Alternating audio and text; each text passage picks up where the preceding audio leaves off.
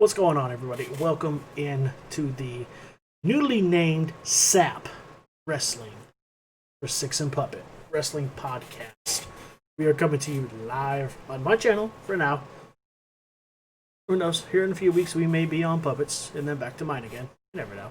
Depends on the way things go with him getting his stuff fixed up and his parts. You know, shipping's a bitch, ain't it, Puppet? Yes. I'm one of your hosts, 617. Over here to my left.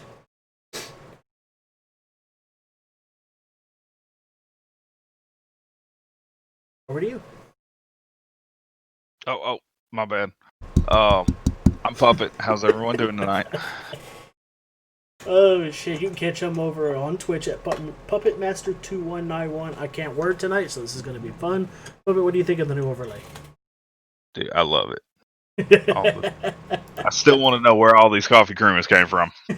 Exactly, man. We all do. I finally get to actually go in detail on the whole why my tangents the last few episodes have been. I still want to know where these coffee creamers came from. Exactly. We all want to know. I'm looking forward to it. Oh shit, chat. Tonight it's episode 4. We talk about in detail. Not really in detail, but we go over some of our favorite promos from the WWE, WCW, AEW, whenever. Whatever promo we like is what we go over. And just because... Oh, shit. Everything's going crazy because I'm trying to rearrange Macho Man and grabbing the wrong thing. There we go. Just because it's one of your favorite promos. I'm going to put that right there. That's window. Right. Okay, that's one of my favorite promos. There's a few more. That's got to be one of the most bizarre promos ever yet. Well, I don't know. Your mustache is crooked is now. Oh, God, Macho Man, just random shit with Mean Gene Okerlund. Your mustache is crooked. Like, what the fuck? Where the hell? It's like this dude has just got to be tripping on acid or cocaine or some shit, man. Fucking A, man. All right, where do we start? Where do you want to start? Well, that's kind of... It depends on how you want to do it. Do you want to do most recent memorable promos and go to older ones, or go older ones and how we feel like they influenced newer ones? Shit, let's start with one of the greatest, Dusty. Oh, are we talking the Hard Times promo? Shit, we could talk Hard Times. We can talk the interview with Vince McMahon in the arena, the empty arena. Look, that empty arena interview. What made that? 260-pound blue-eyed boy was sold. Yeah. What made that was that empty arena and hearing when he would inflectuate his voice or get louder with his voice, and just hearing that echo through the arena. That was, for that time period, I think he knew it was going to do that, and that was going to set that promo from being here to here. Right. That to me, that's probably one of, if not the best to ever say anything on a microphone ever. Exactly. And what I liked most about Dusty's promos is you could feel like all the emotion that came with it. Because he was always talking about his past, talking about, he grew up in Austin, Texas on the east side. Grew up on dirt roads that were just recently paved not too long ago from whenever he was explaining everything. It's like you can just feel the heart and soul of his life and every time he got on the mic. I don't know, like, it's hard to get that nowadays because a lot of wrestlers don't like to talk about their personal life and their past. But Dusty incorporated that into all the promos and interviews that he did. And it's just the one that stood out besides the Hard Times promo is just that arena. Just sitting in an empty arena with Vince McMahon and just talking. There's another set of promos that stick out that Dusty did. And it's when the NWA and the WWF were booking this super card, I guess you would say. And it was going to be Dusty Rhodes against Superstar Billy Graham. And the promos between Dusty and Billy Graham are probably some of the best promos in that time period. And that's saying something, because you've got promos in that time period from Ric Flair that are so memorable. Right. From Magnum TA, from, Rowdy Piper, because this is roughly around the same time Piper and Greg Valentine had that blood feud going. Right. But the promos and seeing one of the stars of the NWA taking on the star of, at the time, the WWF, or the WWF, they may have been by then. But to see them, in the same arena, cutting these promos, just it was incredible. Right. The thing with Dusty Rhodes promos is, like you said, he made you feel like you knew where he was coming from. Right. You feel like you could relate to him. That hard times promo. Right. Everyone's sitting at home. Take your hand and put it on the screen. We're in this together. You're with me in this. And to hear people that actually saw that promo when it happened on TV, saying they watched, they were kids and they remember walking up to the TV and putting their hand on the TV, right, in order to get on a microphone and get that kind of emotion from people that aren't even there, is just, it's incredible. Exactly, especially back when he was talking about being a father of 4 or 5 kids and not being able to support them or put food on the table. That struck a chord with a lot of people, because wrestling back then, it wasn't guaranteed money. You got paid after the show. So if you got injured, you weren't getting paid. So you better have saved up as much money as you could back then. So that had a lot of heart and soul into it, because a lot of times back then it was like that too for some people. If you weren't at work, you weren't getting paid. Yeah, and that's something that a lot of, like, the old school wrestlers, if you ever listen to any of Arn Anderson's podcasts with Conrad Thompson, he talks about wrestlers were getting injured, but they just weren't saying anything, because if they didn't work, they didn't get paid. Right, exactly. Nowadays you got guaranteed contracts and everything, so you go out there and you get hurt, you're still getting paid. Yeah. Like, this was before the whole guaranteed money was even thought of. You had those things where it was legitimately superstars were going out and they were having concussions, not able to recall what they should be doing, but they know they've done it so long, they know what to do. To where it's now, superstar gets hurt and they're on the shelf for 6-7 months, they're going to get paid that 6-7 months, and in turn, if it's near the end of their contract, it's more than likely going to roll them another 6 or 7 months on their contract that they're going to get paid. Right, exactly. And back in the day, you didn't have part-time wrestlers. You were full-time, and you were doing shows 6 days a week, and you were traveling. Sometimes doing 2 shows in one night. Right, or exactly. 1 day.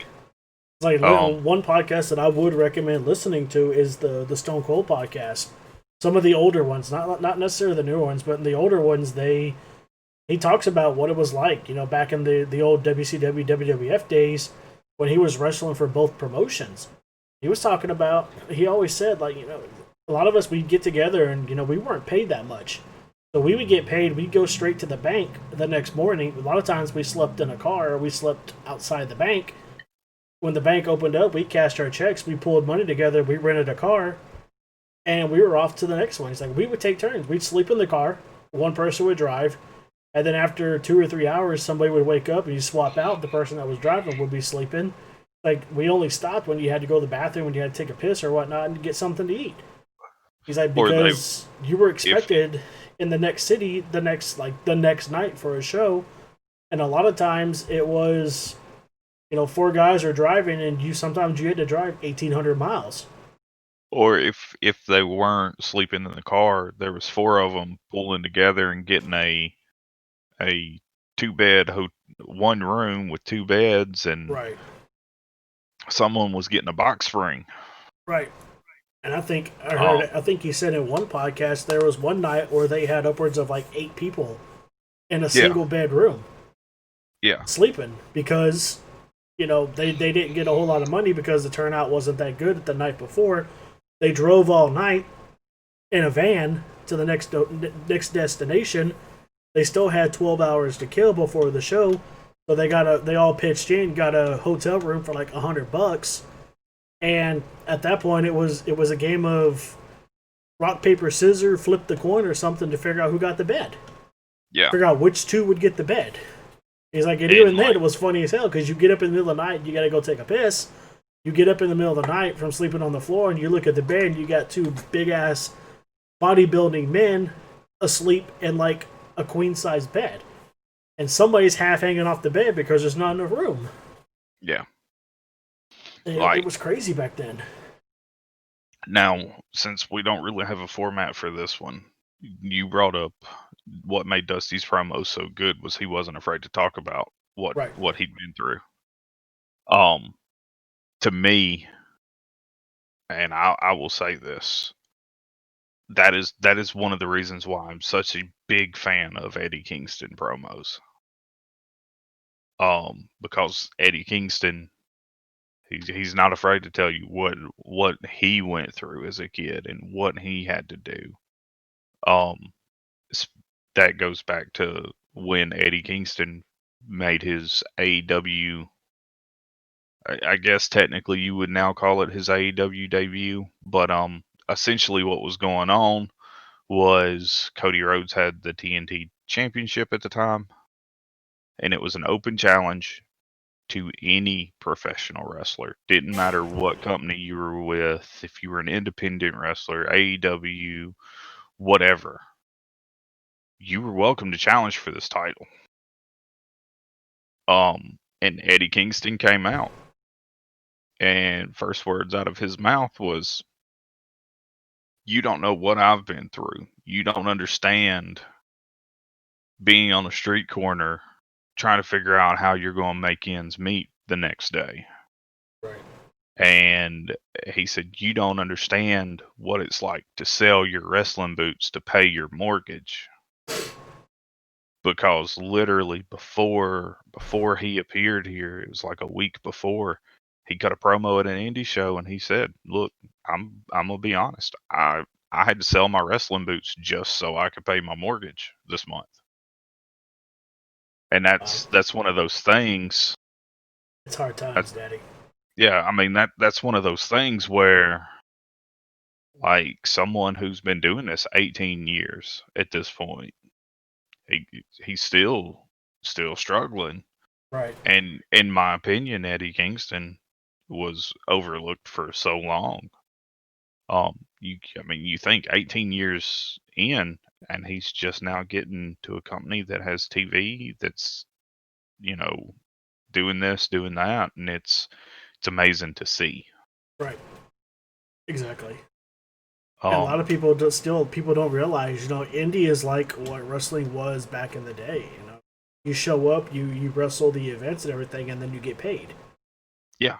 Depending on how many people were in the crowd and how your performance was.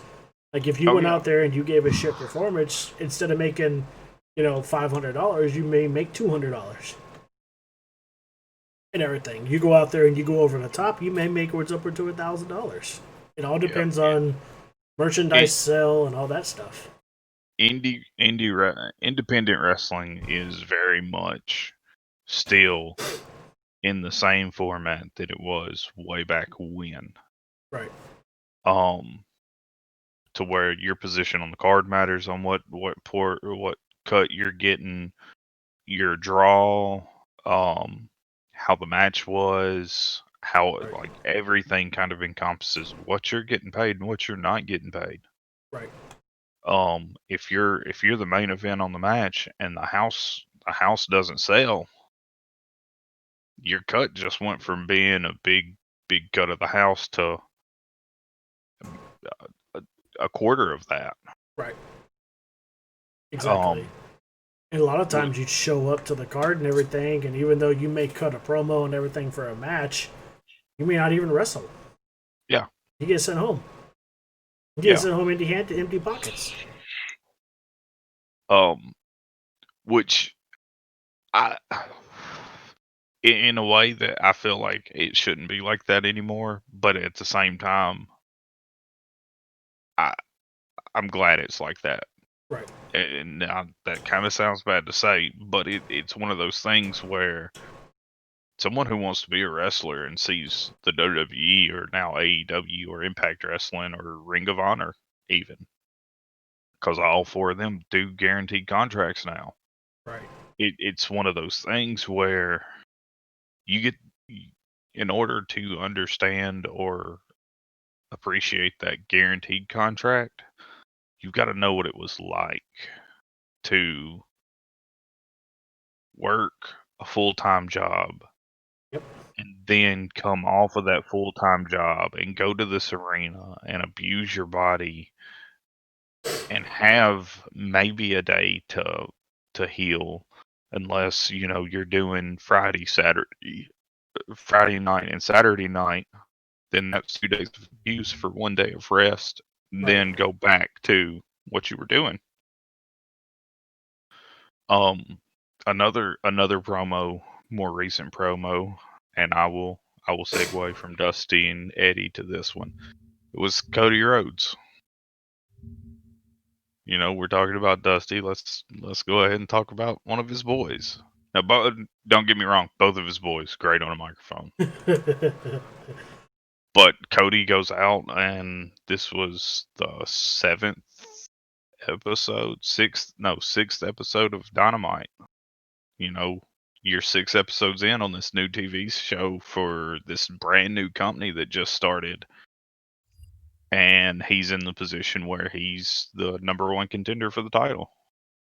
And he addresses, yeah, I'm an executive vice president here. So yeah, I hear everyone saying, "Oh, well, you're part owner of the company. That's why you're getting a title shot." And he said, "But beyond that," he said, "it wasn't my decision for this." He said, I pulled myself out of this decision-making process." Right. And whatnot. And it was one of those things where, like,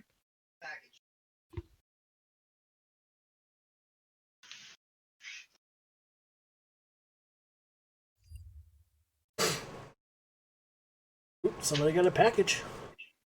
yeah. I have an unboxing here on stream.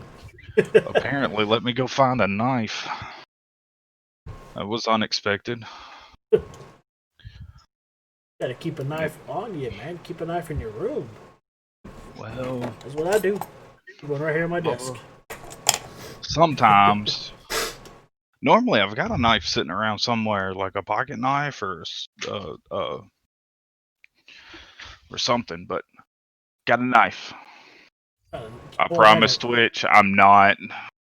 Call that a knife? Well, you know what? Hey.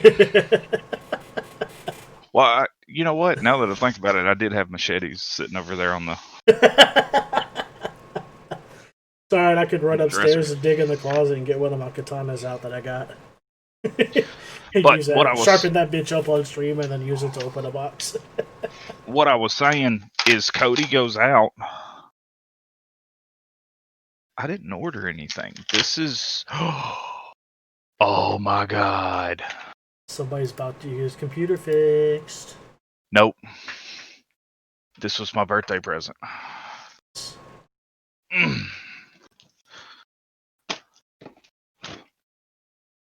What'd you get?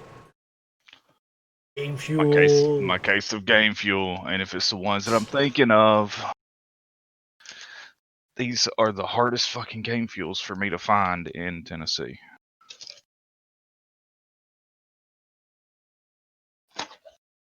No, you always open a box cutting away from you. Come on, man. Safety first. No, I'm very well aware of that, but I never do.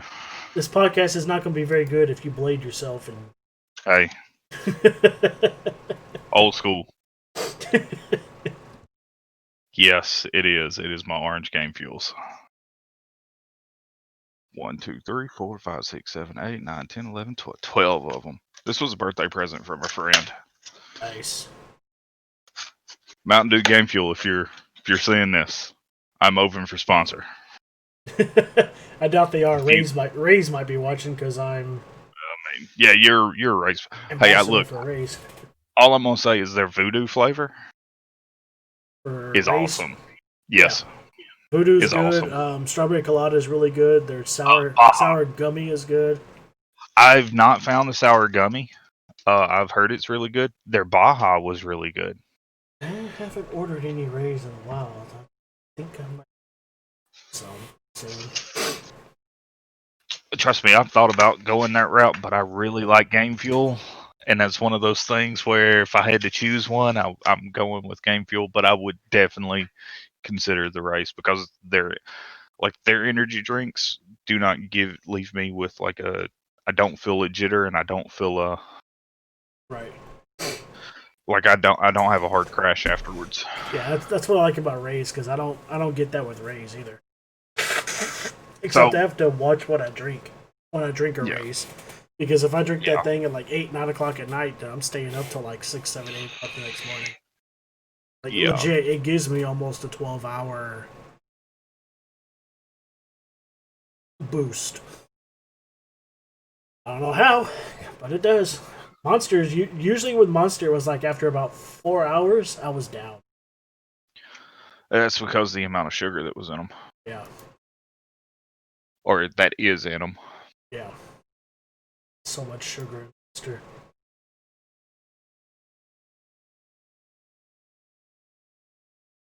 But yeah, I mean, you're talking about Cody Rhodes and everything, and then we can fast forward to Dustin Rhodes. Oh wait, yeah. Let me finish the tangent of Cody that I was on. So he takes his stake in the creative process out. Right. They deem him the number one contender. He goes out. He says, "You know what? Just so everyone's clear, I will say this: if I do not win the AEW championship, I will not ever challenge for it again." And then he goes on to talk about the current champion at the time, which was Chris Jericho. And he's like, "This isn't about my father. This isn't about the dead. This is about the living. This is about my mother, my sisters, my brother, my wife." He said, "This is about the 14 years that it took me to go from undesirable to ungoddamn deniable." Like that promo, like as soon as Dynamite went off the air, everybody in the wrestling community was like, "Did you see that Cody Rhodes promo?" So many people were like, "That was a real promo," because it was. Right. And then you go to his brother, Dustin. I'm not sure which Dustin Rhodes promo you've got up your sleeves. I'm talking Attitude Era with Gold Dust, and then the artist formerly known as Gold Dust when he would always come out and drag. Oh. When he'd come out with Luna Vachon and always be in fucking drag. See, to me, the Dustin Rhodes promos that stick out now, or stick out for me, are the ones that he's doing now. Yeah. Well, yeah. Now he's got creative control. I mean, there again, he's part of AEW, right? The company that his brother helped start. Right. and he's one of the coaches there. Ironically, he is very much like his dad. He does the promo class for Yeah. the company. Like there's a lot of things, but um, for me, there was a promo with him and Cody that was leading up to a tag team match that him and Cody was going to have with the Young Bucks. And he looks at Cody. He goes, "Do these two guys, like, were they living under a rock when? And do they not understand exactly what the brotherhood is and how good we are?" And then he looks at the camera and he goes, "Matt, Nick, Young Bucks, I will power slam the souls out of you." And like that, just about the entire promo, that's the main thing that he says in that promo. And it's the fact that he looks at Cody and he's talking about what they've done and how close they are, because they are also brothers, just like Matt and Nick. And then he looks at the cameras, he said, and he makes the statement, "Listen, I'm not afraid to power slam these souls out of you." Right. And just that's all he says. Cody does most of the promo. But he knew what message he wanted to get across. Do not underestimate me because I'm older now. But his Attitude Era promos and stuff they were ahead of their time. Especially now, even before the Attitude Era, when you get into that new generation era where Goldust first came out, those promos were, for that time, we're talking 95, 96. Right. Like, those promos were very close to being too much for TV at the time. Right. Because of just how the Goldust character was supposed to be. Exactly. But that goes to show, like, this dude went out there and he wasn't afraid. It was his job. All right, cool, Exactly. I'll sell it. Right. Um, And it was just bizarre. And yes, I think that's why so many people liked him, and that's one of the reasons why I liked him. He wasn't afraid to go out there and just be different from what everybody else is seeing, you know? I think that's what like, made it. That's what, looking back at the artist formerly known as Goldust, that's what makes me laugh now when you go back and you watch that shit and you see him come out and fucking or drag and shit, man. It's just when you look when he left the WWE for a time being and went back to WCW, and they gave him that character 7, I think is what it was. yeah, And the vignette packages look almost kind of pedophile right, with him staring in the window and there was a little kid, and the character was supposed to be like he's the boogeyman, but the promos came off wrong, and he went out on live TV and pretty much told him what he thought of the character as he took a mask off and he took this off and he took that off, and he said, "This is the stupidest shit I've been given." right, And he was like, "If you sign me to a contract that's guaranteed, and you're going to give me this, and it comes off like this, I'm not doing that. You want me to wrestle, I'll wrestle." He said, "You want me to cut promos, I'll cut promos. exactly, But this is," he said, "I've done some push the boundary things, but this isn't happening." And it exactly. was, it was that was a bold move for the time. Crazy as it was too. Another person who I feel has oftentimes been overlooked on a microphone is Raven. Raven's promos are very intellectual and Right. very deep. and have multiple meanings to them. It's very reminiscent of Jake the Snake. Right. Jake's promos were different. He didn't go out there, this day, this time, at this place, I'm facing this person, and I'm on. It wasn't the gimmicky promo, and it wasn't like loud and yelling. It was Jake would look at the camera and he would talk really low and very slow, and he made you feel like I need to listen to what is being said here. Which was a whole nother approach to the two promos at that point in time, because that's the late 80s, early 90s, where everything's gimmicky, everything's comic booky. Everyone's got a character. Jake the Snake, he comes out with a python. Right. Then you get into the later early 90s and he's coming out with King Cobra. Right. That's what I was thinking. Didn't he come out at one point with a cobra? Yeah, when they finally did the heel turn and he was doing the whole thing with Macho Man. Right. That's right. Because I remember they did the whole cobra biting Macho Man. And that cobra bite was nasty. I mean, granted, okay, the cobra had been devenomized. Right. That's what I was thinking. Yeah, it had been, and so for me, it's easier for me to talk about this because it's very well known for anyone who watches me. My logo it's a king cobra. It's me with a king cobra, and that's because I want a venomous license and I want to own a king cobra. But yes, king cobras can have their venom glands taken out, and if they bite you, it still hurts. Right. I mean, because there's hollow fangs that are like fucking needles piercing in, and they're still trying to pump venom even though there's no venom glands. Right.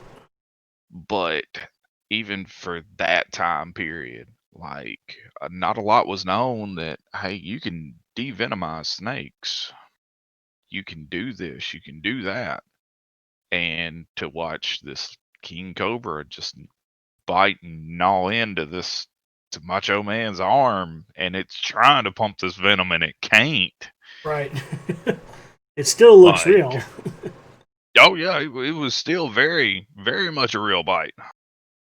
But at that point, like the jaw the bottom jaw of a cobra has very fine saw-like teeth, and it was gnawing, and like there was a nasty gash under Macho Man's arm from where this snake was moving back and forth, that bottom jaw. Yep. But yeah, like then that's what I'm saying though. But for the time period, everyone was all loud, all get the mic overly and aggressive. Yeah, I mean this is the time of Hulk Hogan, the time of what you gonna do, right. Big Boss Man, and his promos were everyone was like yelling. Right. Then you had like the few, like Jake the Snake, who was very low. Like your bad guys, Andre was very monotone, very steady, did not yell. Granted, Andre didn't have to yell. It's Andre the Giant, for crying out loud. Right, exactly. When the boss looks at a superstar and calls him boss, I mean, you got to know, okay, well, obviously he's the boss back here. Right. Even though this person is big boss, he's boss. If he doesn't want to do it, things are getting changed. Exactly. So yeah, it's speaking on that note, there still wasn't clarification if Andre was actually going to drop the title to Hogan at Mania. And Hogan still wasn't even sure if Andre was even going to help him with the tremendous power slam, too. Oh, you're talking about WrestleMania 3. Yeah. That epic match, the So showdown between Hogan, the immortal Hulk Hogan, and Andre the Giant. so here's what's funny, and if you've seen the Andre documentary, I might um, have. It's been a while. well, it was done I think last year before last by HBO. It's I called Andre. I didn't see it then. You get a chance to look at it. It's really good. It focuses a lot on Andre the Giant and who he was, um, both inside and outside the ring. But they have a interview with Hogan and Vince. Like Hulk Hogan was part of it, and Vince was part of this documentary. And there is a moment where Hogan they like vividly talks about Vince came up to him and was like, "So how, we haven't had a chance to talk to Andre, but how would you lay this match out?" And Hogan said, "It's the first time ever I grabbed a yellow piece of paper and I wrote everything step by step down that would go on in the match." And he said, "I was doing this that way Vince could see what I had visioned in my head." He said, because Andre, and he kept looking at Vince. Vince, you cannot let the boss know that I'm doing this, because Andre was not one who planned things out. He was very, very old school of, we'll call it when we get out there. Right. So he gave Vince the legal pad, and Yeah, then because the day of the Andre event, Andre An- didn't like scripted. yeah, Andre didn't do scripted, didn't do planned out matches, but Andre is in the ring. And Hogan tells him, they talked backstage before the match, and he said, "Hey, boss, how are we going about things tonight?" And Hogan says, Andre looked at me and just kind of, "Huh, don't worry, you'll be fine tonight," and walked on. And he was like, I don't, because if Andre didn't want to do something, that was it. Right. It didn't matter who you was. Um, and then Hogan tells the story. We're out there and we're doing this, and Andre is calling step by step what he's wrote down in the book. And then like the moment comes where it's the body slam, and Andre just goes slam. And Hogan's like, "What?" And he said Andre body slammed himself. He said there wasn't a bit, like all I had to do was have my hands in place, and Andre body slammed himself. And then he took the leg drop and the 1, 2, 3. He said that night Andre made Hulk Hogan, Right. and it was entirely Andre's call. It was the boss's call. And they ended up backstage, and Hogan looked and he said, "Andre, I wasn't trying to, I wasn't trying to plan out the match or anything." He said, "Vince came to me and asked me if I was going to plan this match out, how would I do it?" And Andre looks at him, he goes, "I told him to." And just walked off. It's because Andre And wasn't it's, sure how it was going to go down. He wanted to know what Hogan thought. well, not just that, but this was near the end of Andre really being able to be a full-time in the ring Right. person and a leader. And this is supposed to be the next person. This is supposed to be the person in line to take his spot. Right. He wanted to know that he could do it. And Andre really enjoyed how he laid out that match and did step by step. And like halfway through the match, Hogan realizes what he's doing. And now Hogan is like, "This is the match that I laid out. How does Andre know this?" And like Right. now he's not worried about what's going on in the match. He's worried about what's going to happen when they get backstage, because Andre's not going to be happy. Andre's And going to beat the shit out of me when we get back there. it was, See, what's going through Hogan's mind is like shit, Vince done fucked up and gave Andre the yeah, pad, or Andre saw or the pad. Yeah, Vince left it sitting out. Andre found it and looked at it and realized what it was. You know, And Andre just happened to be stumbling backstage and ran across the office that said, you know, private office boss, and thought it was his and walked in and saw it. oh no, there was no office that was off limit to Andre, Right. including Vince's. Everything was Andre's. But I mean, again, if you haven't seen it and you're a wrestling fan, go check out that documentary. You can get it on. You can rent it on iTunes. You can rent it on Apple TV, Google, through the Google store. You can even rent it through YouTube, I do believe. Or if you have Amazon Prime and have the HBO subscription with it, you can watch it through there. It's on there. Very good documentary. Very, very good documentary. What's it called, Andre? Yeah, it's just called Andre. I'm pretty sure that's what it's called. Hold on. I'll double check it. Fuck, I didn't want okay, it didn't open calendars. HBO documentary on Andre the Giant. Oh, it's Andre. It's called Andre the Giant, and it was done in 2018. WWE Andre the Giant?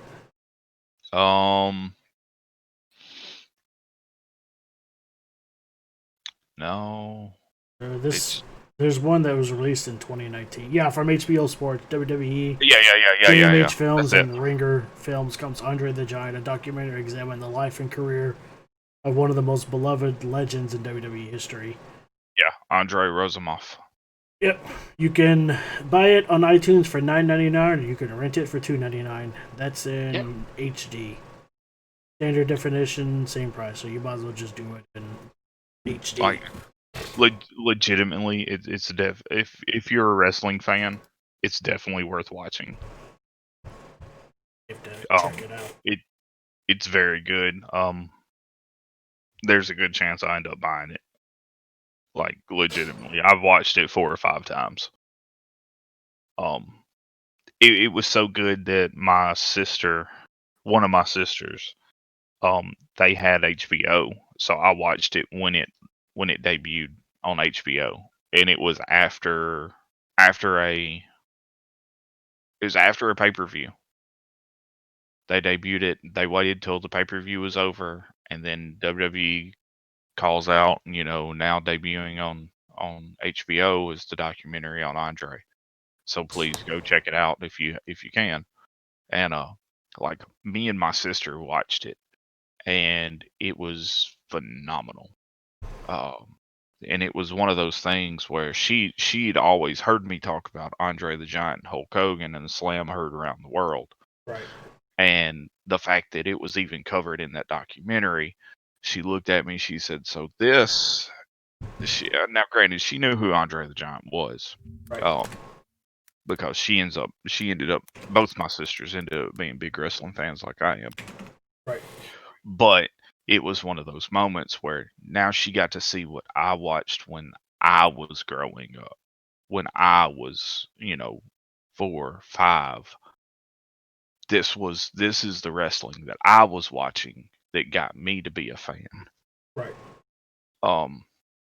Which was really good.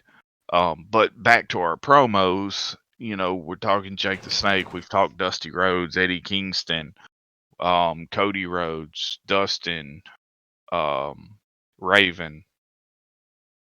There you go, Chad. There's the Slam heard around the world. Yes. That is when Andre calls Slam. Right. Nobody expected Hogan would pull that off, and there's no way in hell that Hogan would be able to pull that off without Andre's help. And like, if you look there, you see Andre pretty much does the work. Right. I mean, Hogan's there to help get him around, but Andre's full weight is on Andre. Right. And you see he's got that arm on his thigh and everything pushing to rotate out and everything. Hogan's just sitting there just moving his hands, and Andre's doing most of the work.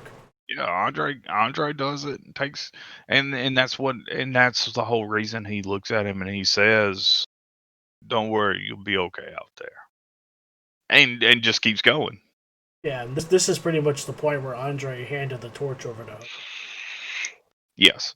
And that This started was Hogan's run in the WWE before he got tired of the way things are running and jumped ship over to WCW, formed the NWO.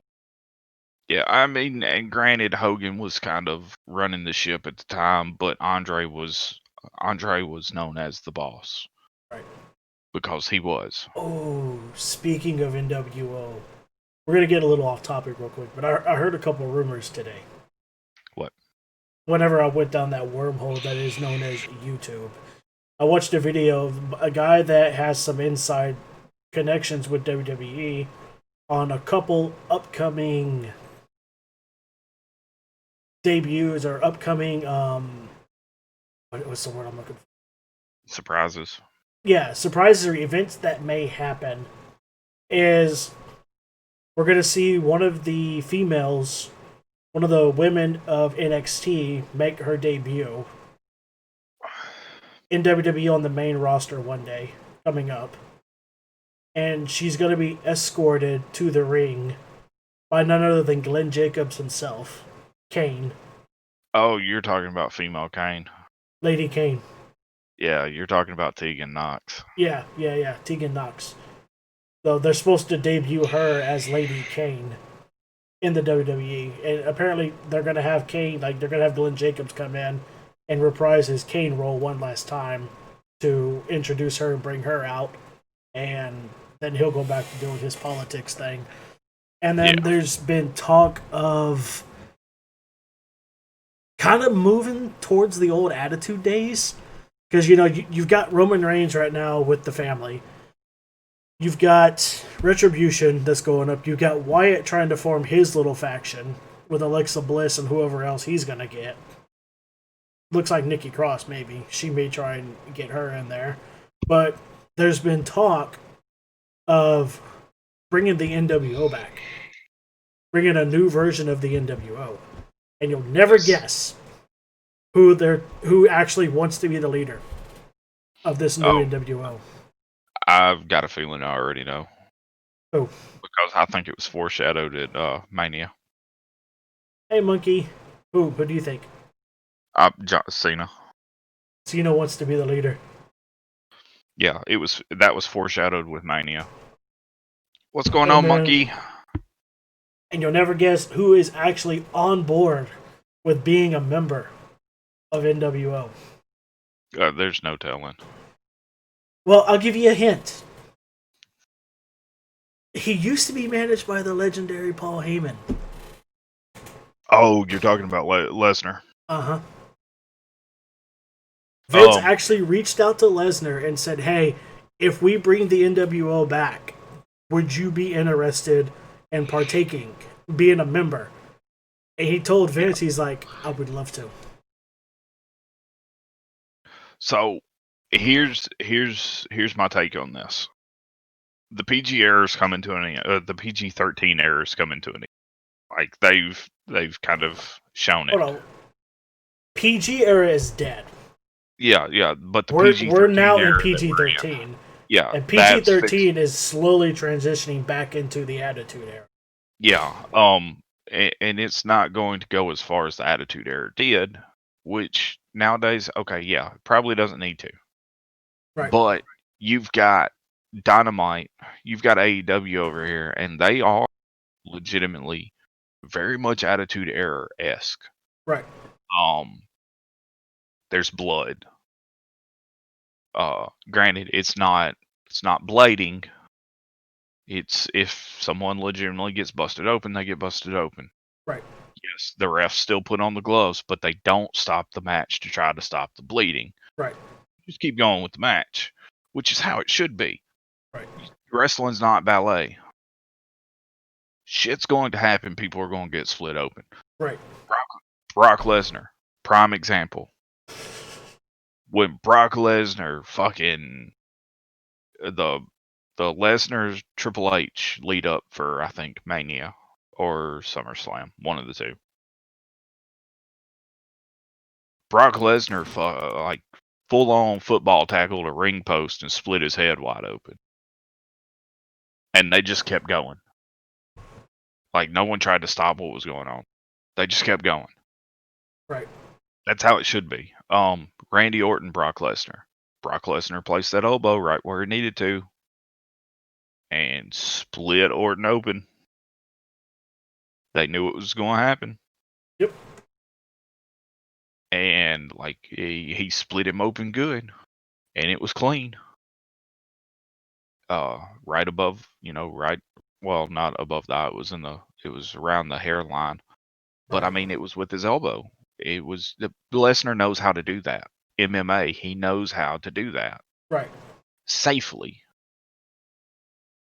Oh, okay, safely. He literally struck him with an elbow, downward elbow, Right. with the point of his elbow. Granted, not safe. It is full contact. It is going to hurt, but safely. There was no razor blade. There was no cheese gratering one Right. spot to open it up and get blood. Right. No chair It shots. was, yeah, No steel cage. like it wasn't anything that was going to permanently have a long lasting effect, other than Orton's got a scar. Right. And it's in his hairline. So yeah, that's fine. But you look at it, Dynamite is beating out, or AEW's beating out the WWE in the ratings just Right. about every week. And they are very Attitude Era-esque, and everyone is okay with it. There's not a lot of backlash from, well, you're going too far with this. No. There's cussing on the show. Right. Cody Rhodes calls Chris Jericho a dick live on TNT. Right. He dropping cuss words. Last week there was a promo where a chick comes out and pretty much tells Cody Rhodes he's full of shit live on TNT. There's not, nowadays with the rules in place, there's a certain amount of cuss words that can be said on TV. You can say shit so many times and it's okay. Right. In an episode. That's just one episode. So over the course of 2 hours, you can say shit 3 times. Okay. You can get, there's words that are now okay to be saying. Granted, you can't go out here and call someone a motherfucker or fuck this, fuck that. Yeah, okay. Pay-per-view you can. I mean, pay-per-view's a whole different topic, and you can't go out and every match be a bloodbath. But Right. if something happens, it happens. Exactly. You've got a street fight and you got a parking lot brawl and someone gets their head thrown into a windshield and they come out and there's absolutely no marks on them. How believable is that? They did a parking lot brawl, 2 tag teams, and out of 5 guys that were involved in it, 2 of them were bleeding. That's believable. I mean, not everyone's going to be bleeding, buckets. 2 of them were bleeding. One got a cut on the back of his arm in a spot where they landed on a windshield. The other one, his head got busted open because his head hit the windshield. It's believable. And that's the thing that wrestling, that WWE to me is missing, is the believability. Right. They've got to do something. Their Like, ratings are at a decline yeah. because of AEW. And then who else is out there? Isn't TNA still around? Not as much Yeah. though. But no, TNA is still around. Well, it's Impact Wrestling now. Okay, but they're not as big as AEW is. So Impact Wrestling doesn't have a TV, doesn't have like an actual TV carrier. Well, I think they do now. I think it's Access. But every Tuesday, yes, Tuesdays, they show their Impact Wrestling on Twitch. in North America. Everyone in North America can watch Impact Wrestling now. Comes on Tuesdays. But yeah, WWE has to do something. They got to step up their promos. They got to step up everything because AEW is slaughtering them right now in the ratings. So here's the big difference between AEW and WWE besides believability. Creative. There's no creative team writing the stuff for AEW. It's the superstars that are making the calls. Right. As to where WWE has a team of creative writers writing what they think people are going to want to see and what makes sense and makes a certain individual happy, which is fine. But you're going to have to make it more believable than what you are, and you're going to have to pay more attention to what your audience is saying than what your owner is like. I've done this for X amount of years. This is what's going on. No, obviously it's not. Like, the best match this year, to me, is still the Boneyard match. Yeah. With Taker and AJ Styles. And it was a cinematic match. Right. It's because they gave them creative control to do it. Yeah. Undertaker's hand went through a window of a hearse and sliced his arm up. Right. And they just kept going. All right, keep going. It was believable. Right.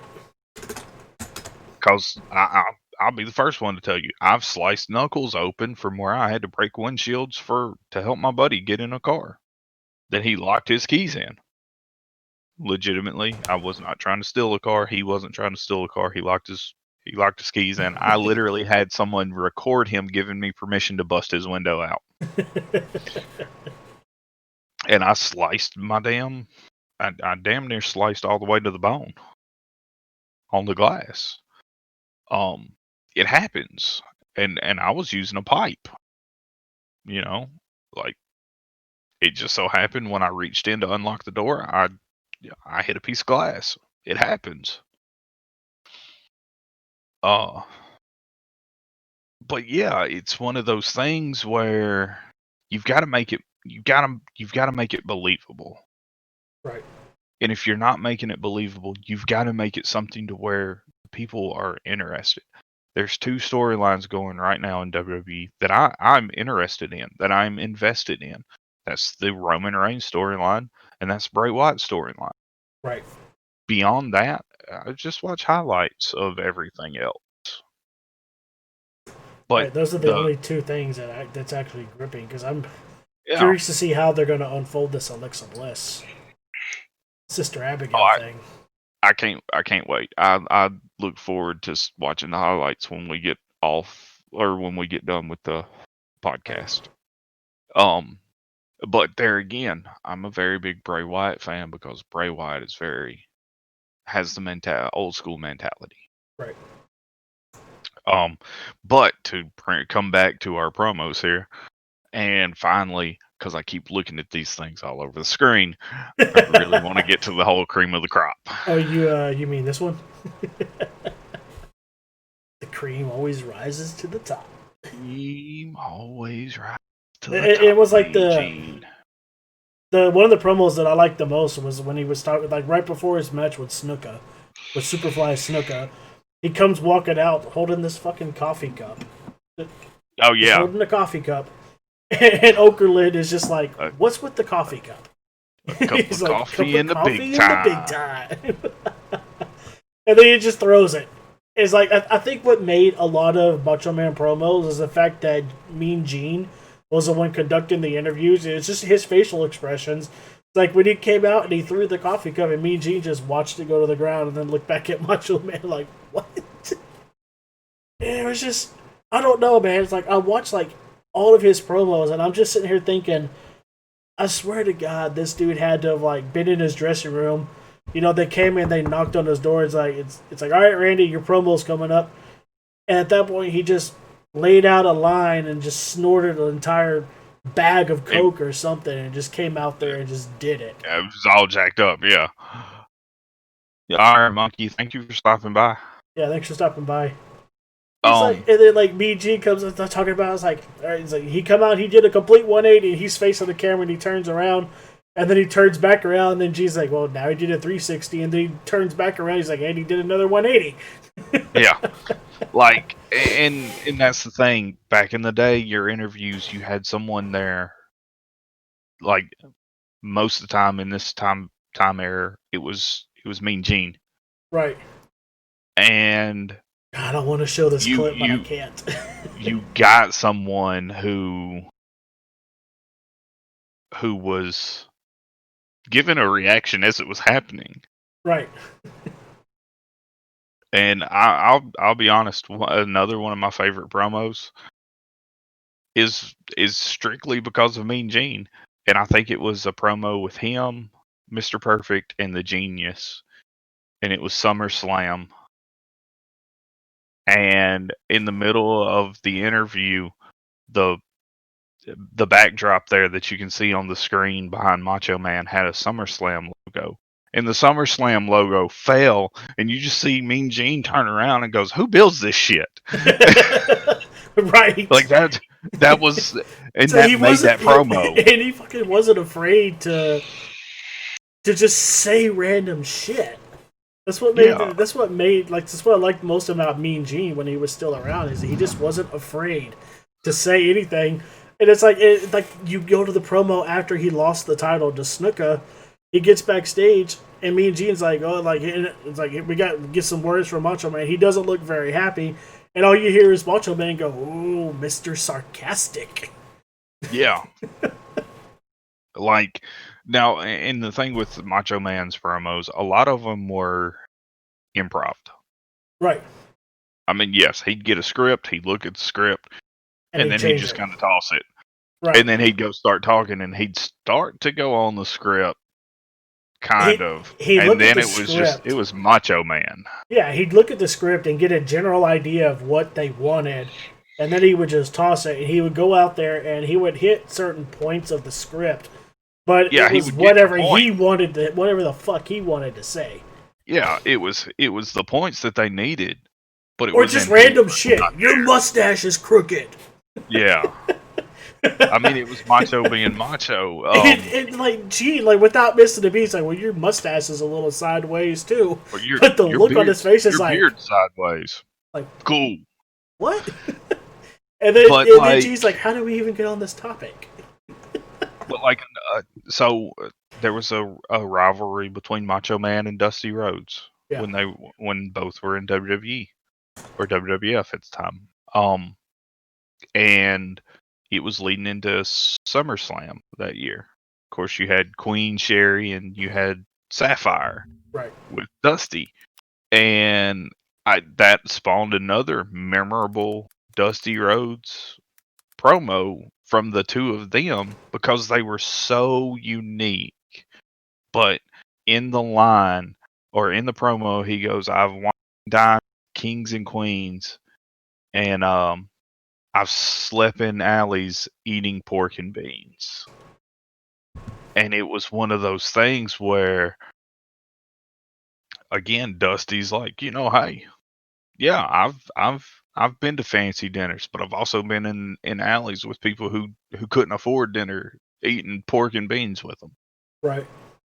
And it's one of those things where the two spectrums, Macho Man being over the top and ad-libby, and Dusty being down to earth, and I'm going to take what you've got and I'm going to tie it in with me. And like, to me, some of the best promos from that time period came from the two of them working together. And I feel like it wouldn't be a promo podcast if we didn't talk about Ric Flair at some point. So I'm going to go ahead and say it. Well, before you do, I'm looking on my other monitor. I'm looking at the fucking the promo with the cream of the crop, and it's like he's either wearing a fanny pack that's full of coffee creamers that they're conveniently keeping off camera, or he's got them like tucked in his waistband, or he's palming a bunch of them or some shit. He's pulled 3 out right now. Oh, hey, he goes through about 3 more. Now there's one that he puts in Mean Gene's label that he ends up grabbing again while he's talking, and then and that's where that sleight of hand comes from. That the cream rises to the top. Yeah, That's the last one. He's palming it because he's keeping his hand kind of cupped. Now he's putting it on top of his own head, and it falls on his shoulder and falls on his back. Yeah, it's like, what the fuck? It's just this crazy shit. But like one of the best, I think he did some of his best promos with Mean Gene, and then also like the 2 times he went on the Arsenio Hall show. Oh, dude.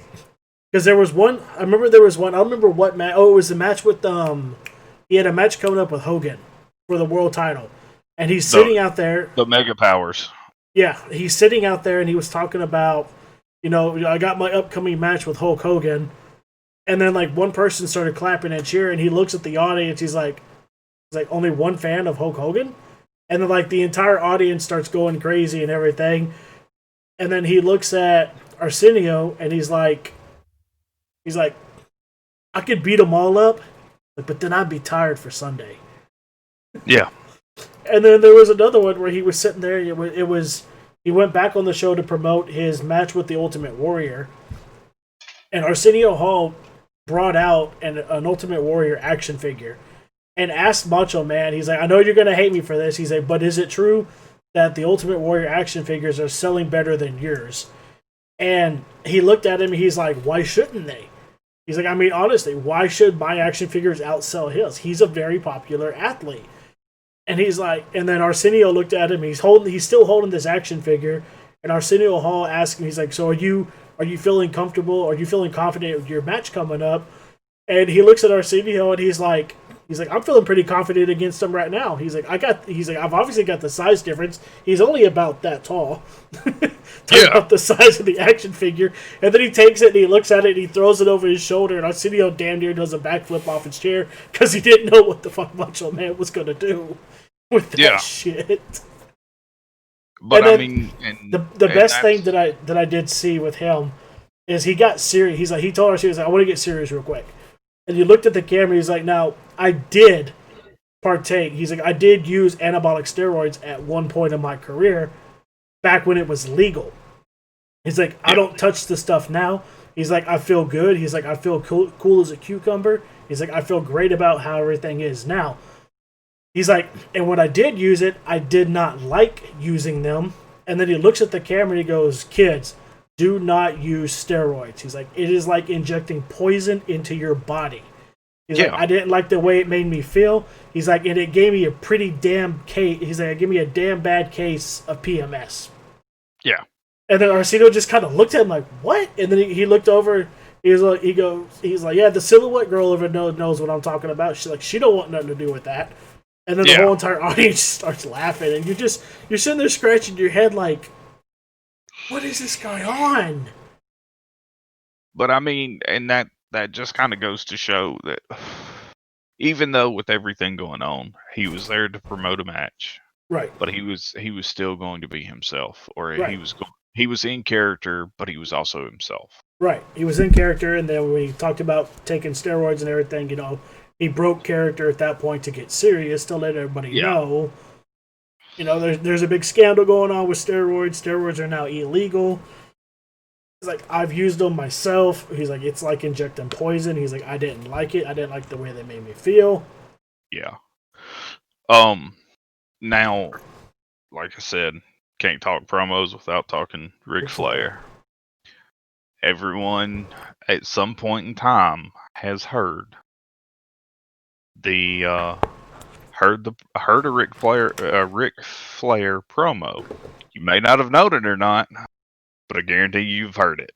Right. If you've heard or if you've watched football, you've heard a Ric Flair promo. If you've watched basketball, you've heard a Ric Flair promo. There's one specific promo that just about everyone in sports has used some point in time. You may not know it's Ric Flair, but it's Ric Flair. Like the Atlanta Falcons, one of their things in the huddle before kickoff, one of the guys leads them, and he starts in, he goes, I'm a kiss stealing, or I'm a limousine riding, I'm Right. jet flying, I'm kiss stealing, I'm wheeling dealing, and I'm having a Rolex hard wearing. time holding these alligators down. Right. And that legitimately, that's a Ric Flair promo. Yep. Like word for word. Like at tail end of a promo, Ric Flair looks, he goes, I'm a limousine riding, and then he woos. I'm jet flying, woos. I'm a Right. kiss stealing, wheeling dealing, son of a gun. And right Rolex now I'm wearing. having a hard time, and he takes his shoe off and holds his shoe up, holding these alligators down, talking about his alligator shoes, and chunks the shoe into the crowd, then grabs the other one and throws it the other direction. It's one of those things. You talk promos, you talk some of the best. I mean, Flair was one of the best promo guys. Will always be one of the best promo guys. There's the Space Mountain promo. There's the promo with Dusty. There's the there's numerous promos. Right. The Diamonds Are Forever promo. And that was him referencing the Four Horsemen, where he goes, "Diamonds are a girl's best friend, and diamonds are forever." Well, guess what? So are the Horsemen. Right. And it's one of those things where he takes something that was being used in just about everywhere. Diamonds are forever. That was a tagline for a big diamond company, jewelry company. And he turns it into a promo and then says, "Well, guess what? So are the Four Horsemen." And talking about the Four Horsemen are a girl's best friend, and the Four Horsemen last forever. And it's, being able to take something that is used everywhere and then incorporate it into what you're doing and make it memorable. Right. There's promos, there's promos everywhere, and the whole Space Mountain promo. Yes, at that point in time, a lot of Ric Flair's promos were cutting edge because he was talking about there was double entendres to things. And he was talking about he pointed out some girl in the crowd, and he goes, "She'd like to ride Space Mountain, but let's be honest, not everyone can handle Space Mountain." And legitimately, the double entendre there is Space Mountain at the time was a new attraction to one of the amusement parks. Right. That everyone wanted to go ride. But in this promo, he's referring to his crotch Right. Exactly. as Space Mountain. And it's one of those things where back in the late 80s or mid 80s, when these promos were being cut, that was very, very, very, very pushy for TV. Ric Flair's going out and then turn around and people are talking about his Space Mountain promo. Right. I'll be right And back. it was like it was nothing. Right.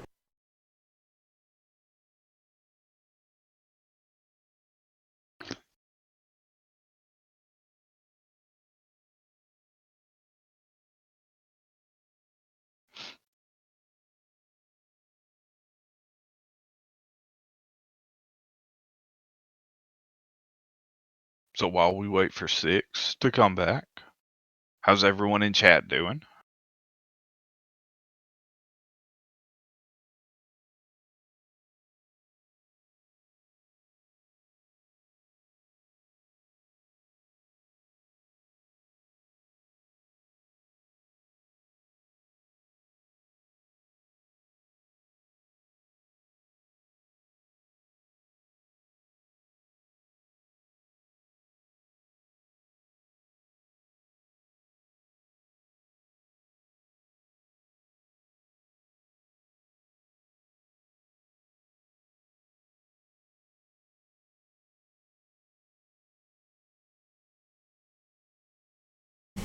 Woo. Okay. Sorry about that, chat. Puppet. Damn near killed this entire quart mason jar of tea. Oh yeah, tea runs through people.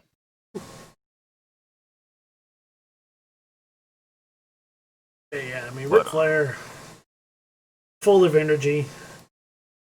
Some reason the dude could not keep his clothes on when he was in the ring. Taking his jacket off, taking his shirt off, taking his pants off, strutting around the fucking ring in his boxers, dropping elbows on his own jacket.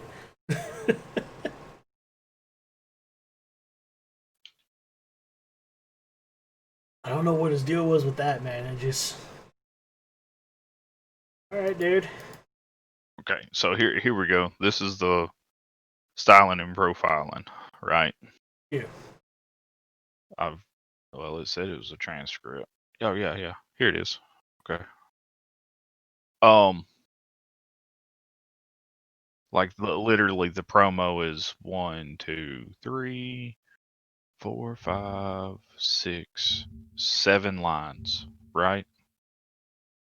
And he goes, "It's so hard for me to sit back here in the studio looking at a guy over when last year I spent more money on spilt liquor in bars from one side of this world to the other than you made.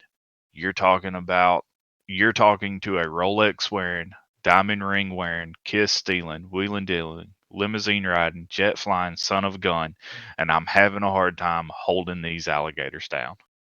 That's the whole promo. And most people who've watched any sports have heard that. And Ric Flair is one of those um that, not just in sports. Ric Flair had an influence on many people. Look at, I think last year before last, there was a popular hip hop song that was called Ric Flair Drip, and it was literally talking about Ric Flair the entire time, Right. and he was in the music video for it. Like, it's one of those things. Snoop Dogg has went on record saying he was influenced with a lot of like the way he acts on stage by Ric Flair. Right. Um, and it's like I'm looking at a site right now. Ric Flair's 25 greatest interviews and promos of his career. Right, number 25. I like to rock and roll. Don't wrap me up. This took place in the 80s. Um, During this interview, Tony Schiavone had an issue trying not to laugh, as Flair discussed Tully Blanchard, Yeah. Mickey Mouse watches, and material wealth. Flair used volume and energy more precisely than usual. While he spread his anger among his enemies, Flair is in command, his star power undeniable. Like that, and these are just summaries of these promos.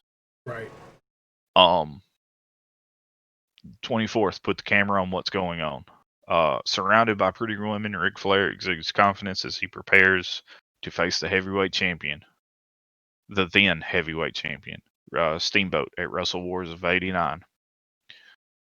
The interviewer was Jim Ross, young Jim Ross, and what made his feud with Steamboat special was the stark contrast in the two men. Steamboat comes out in a sweatshirt, by himself, a family man who loves the fans.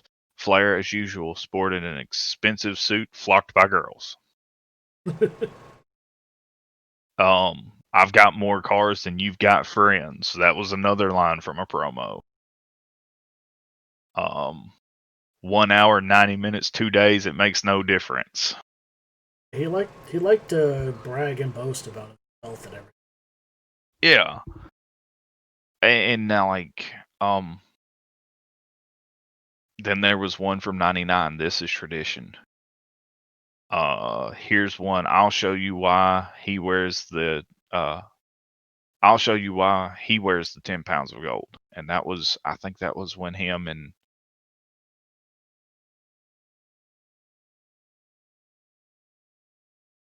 I think that's when he had that brief feud with in the NWA with Jerry, because it was taking place around a Memphis fan base, so I'm assuming that was the Jerry Lawler feud.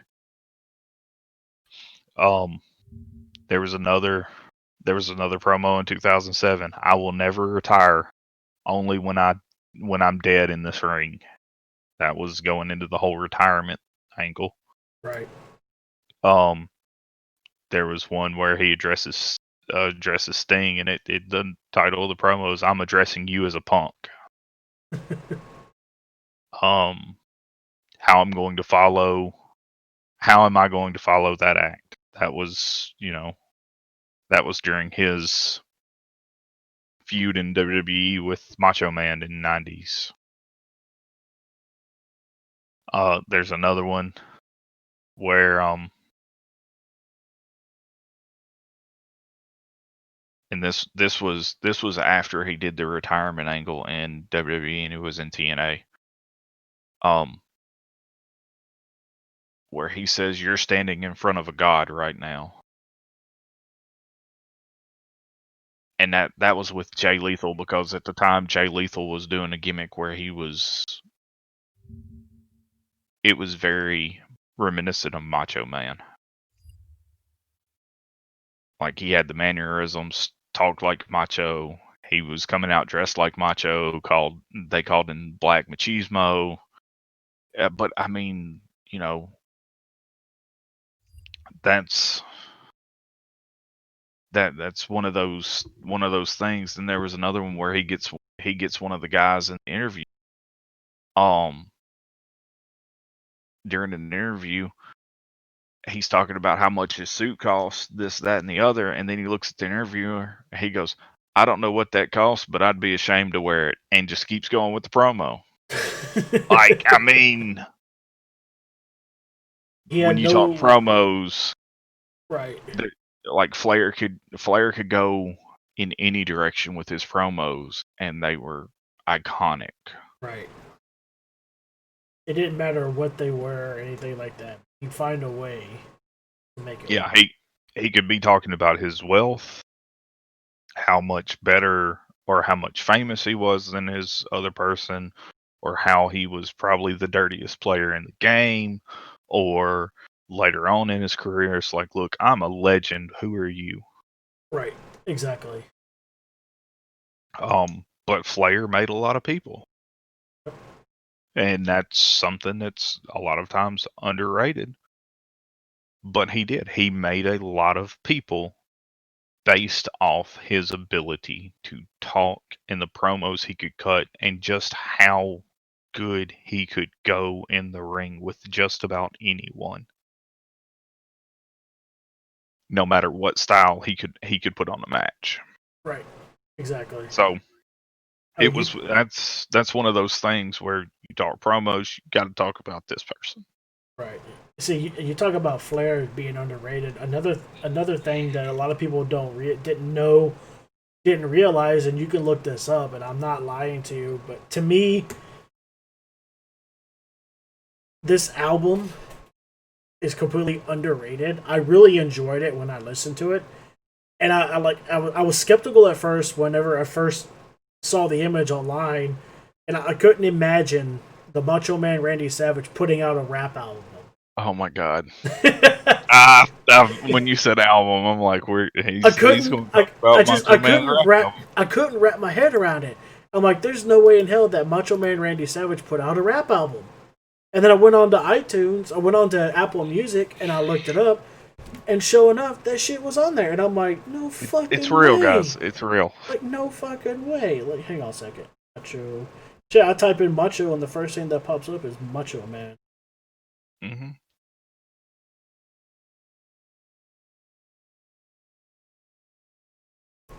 Might not be able to see it, but there it is. Macho Man, be a man. And there's actual,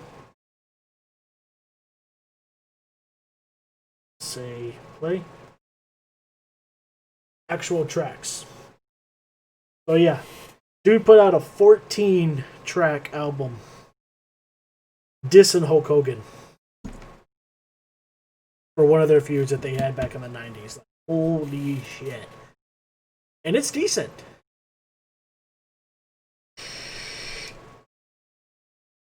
Yeah, I mean, we've got a feature with DJ Cool. He's looking it up too. Oh yeah. It's all in all, it was a 46-minute record, 14 tracks, and the cover. Technically, I'm pretty sure I can show the cover for this. We're not playing any audio, but there is the cover. Yeah. Yeah, I just showed it. Exactly. So it's one of those things where it's like, it was real. It really had, and yes, it wasn't bad, but I mean, also, you stop and think, a lot of his promos, they flowed together. They were Right. pieced together. And he had a lot of rhythm to him naturally. Just like Dusty Rhodes. Just like Ric Flair. You talk about some of the greatest to do anything on a microphone. That's probably three of your best. Then you start talking modern era. I mean, you've got people that are still able to do that. Then you've got people who go out and just kind of shoot and drop what they like to call pipe bombs. Right. CM And Punk. like that's Notorious for one. That's two. Yeah. In the middle of his, then that's the first time that WWE or on WWE television companies outside of the WWE ever mentioned. And that's where he's talking about come Money in the Bank, he was going to become the WWE champion. And his contract was going to be up. And he could take the WWE championship and go to New Japan, or he could go back to Ring of Honor. Yep. And breaks the fourth wall and looks at the camera and says, "Hi, Colt Cabana." And like, legitimately, he did everything at that point in time that a wrestler shouldn't do. Right. In the WWE's eyes. McMahon looked at him. He said, "Here's a microphone. Go air your grievances." Yeah. Are you sure? That was the mistake. I mean, you give the man the mic, you tell him to go out there and cut a promo, air his grievances on how he really feels about everything, and then you cut him off. You can't do that. You brought this on yourself when you told the man to go out there and air your grievances, and then you cut his mic. But then he follows up the very next week, and he's out there with a microphone.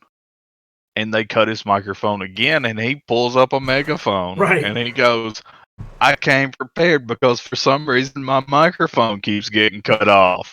Right. And it's, and it was, yes, it was storyline. Partially storyline, but a lot of what he said was what he really felt. But his promos were not storyline. They were not written.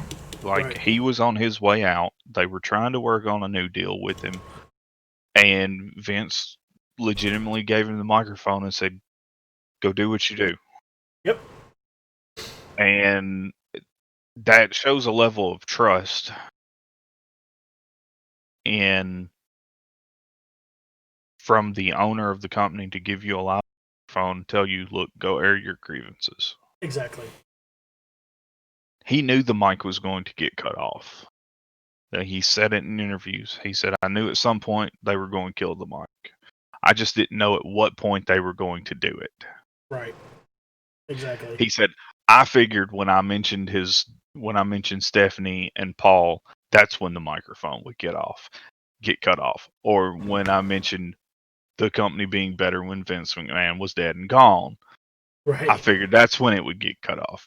No, it got cut off when he was talking about the Be a Star program that they were doing at the time about all this anti-bullying campaign. Right. That's when they cut my microphone off.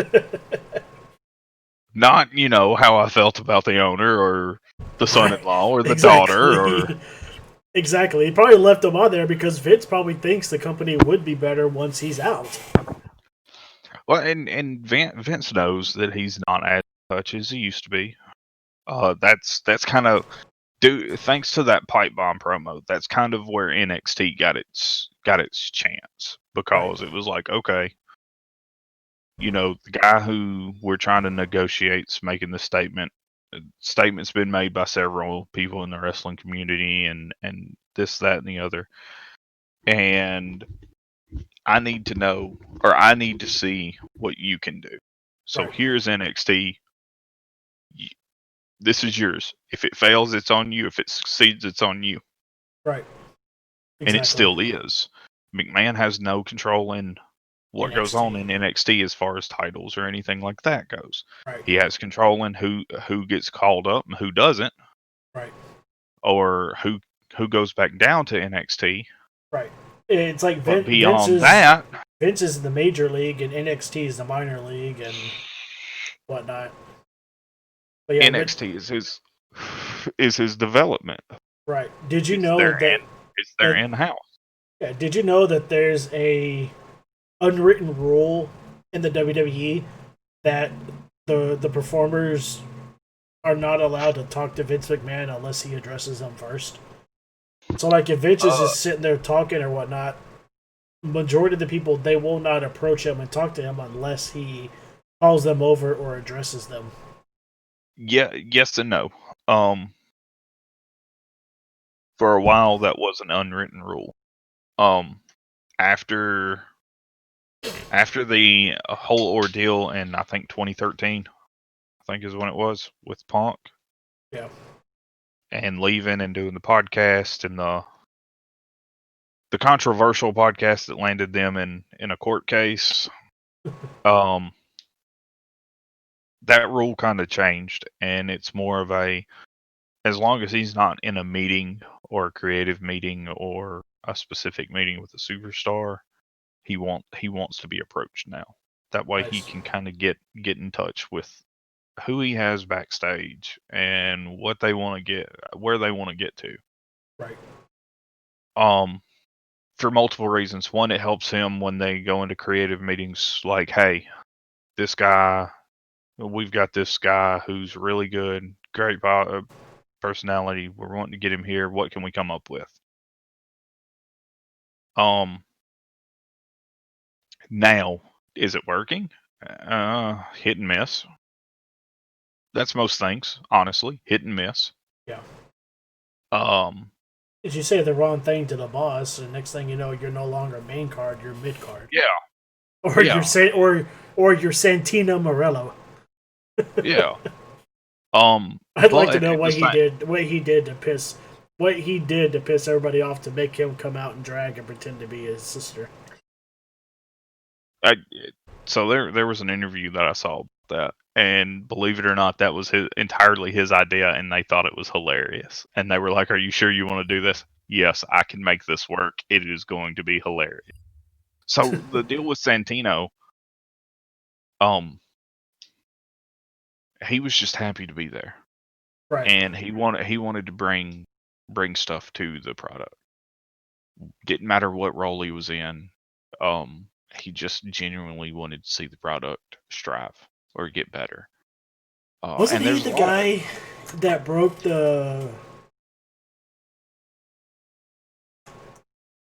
I can't remember. Wasn't he the guy from one of the WWE shows overseas, Support the Troop shows, that Chris Masters brought in or something, and tried to put him in the Master Lock, but then Lashley came out?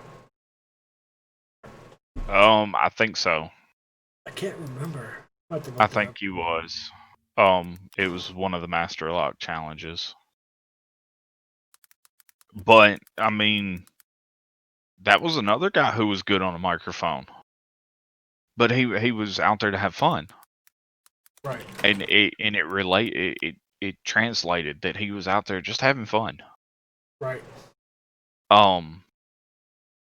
But I mean, you've got all of these different things that go into what makes a good promo. And I guess this would kind of be where we would start start rapping. I guess rapping towards the end. I don't know.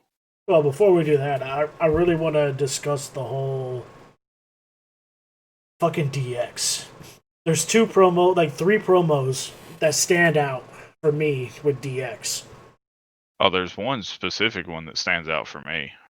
The one where WWE and WCW were both in the same city, and they had the tank, the invasion. yeah, or the whatever it was, the tank or whatever, and they went to WCW's arena, where the stadium where they were going to be at, and they were talking shit and everything and having fun. That one was really, really good. I liked that promo. The next one was for the entire episode of Raw. You know, the announcers kept hinting they haven't seen DX at all since they got in the arena. They haven't made any appearances, like, which is really unusual. And then the Nation of Domination's music hits. Then they come out impersonating. They come out impersonating, like Triple H comes out dressed up like The Rock. X-Pac comes out looking like Mark Henry. Road Dogg comes out looking like D'Lo, and Billy Gunn was Godfather. Yeah. And then China come out looking like China. And what I'm actually surprised at with everything that's going on now is I wonder, like, if that particular scene is on. It is the network. It is. And if they've omitted it out, no, or if they left it in, because with X-Pac coming out in blackface paint, with everything that's going on now. Technically, all of them were, except for no, they all were. Billy Gunn was spray tanned, and but that was funny to me back then. And then the one where they mimic the corporation, where they come out looking like Vince and Shane and all of them. See, I've got a different one. Which one? The mocking of the presidential apology. Oh God. But you also made me think of another one when you mentioned the invasion, the WCW invasion, and that was when they invaded the CNN tower. Oh yeah. When they went to Ted Turner's CNN tower and literally were interviewing employees of the in the tower. Right. That's the one that landed them in hot water and almost landed them in a lawsuit. God. Stone Cold when he took over the booth in the back. When he took over the support, the producer's truck. Oh yeah, the production truck. You know, it's like Vince was out there cutting a promo, talking and whatnot. He's just sitting there fucking with the volume or the different voice effects and everything for Vince. And like that's my thing. Like there's several different things that could go on, or that could be considered. You know, this was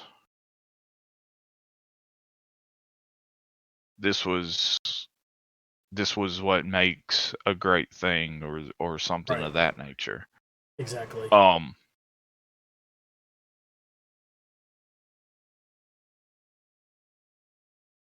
Sorry, got an email. Just so many. So, and that's why I was saying, I guess the wrap up for us would be, in our opinion, what makes a great promo. Not saying that we've got a wrap up right now.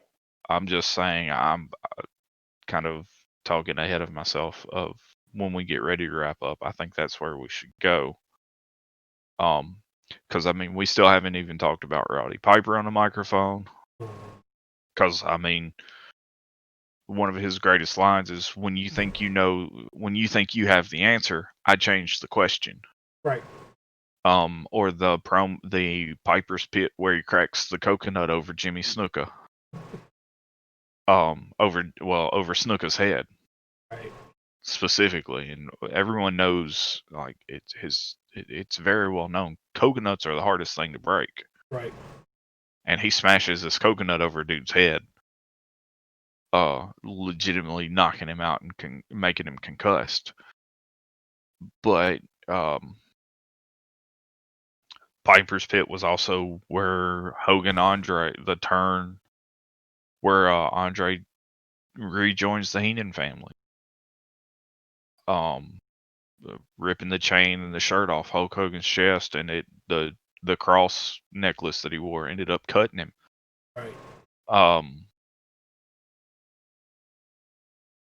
You stop and you look at some of the great promos from modern times or newer times. You've got Undertaker and Shawn Michaels. You've got Bret Hart, Stone Cold. Again, we covered this on the last episode of the podcast when we did the memorable moments. Right. Austin 316 says, "I just whooped your ass." Yep. That promo is what launched a career. Exactly. You know, you can take your Psalms, you can take your Proverbs, you can take your John 3:16, but Austin 3:16 says, "I just whooped your ass." Like that's what a promo is something where when you say it, that was what, 98, 97. I was gonna say you're the one who picked that match for the. Yeah, I have the notes. I just gotta go. Or was it? Yeah, 97. I'm pretty sure it was 97. 96. 90. Okay, 96. I was close. It was 96 because that was King of the Ring. Yeah, 97 is when the Hart and Austin match happened for the double turn. Pretty sure. Hart and Michaels. Well, yeah. Hart and Austin at WrestleMania. Yeah.